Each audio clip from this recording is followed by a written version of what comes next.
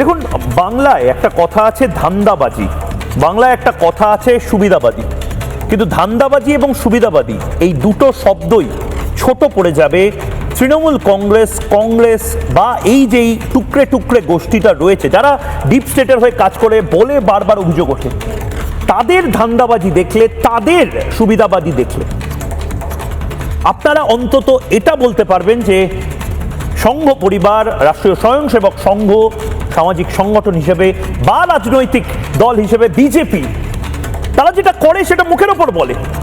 তারা বলে, গর্বের সাথে বলে, হ্যাঁ আমরা হিন্দুত্বকে সমর্থন করি।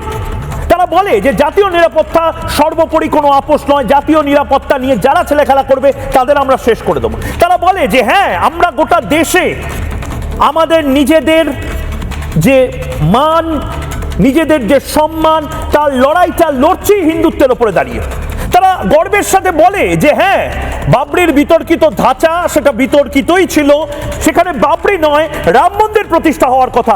ধান্দাবাজি করে না, পাল্টি খায় না, বিজেপি পাল্টি খায় না, এবং যাদের সাথে রাজনীতি করছে তারা পাল্টি খাচ্ছে বলে আজকে মানুষের চোখে এত ছোট হয়ে গেছে।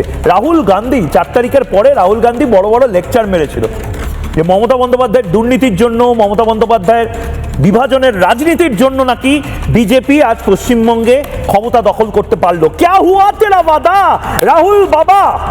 রাহুল বাবা ভুলে গেছো যে এই তৃণমূল কংগ্রেসকেই এখন তোমরা আয় আয় আয় আয় করে নিজের ঘরে ঢুকিয়ে নিচ্ছ।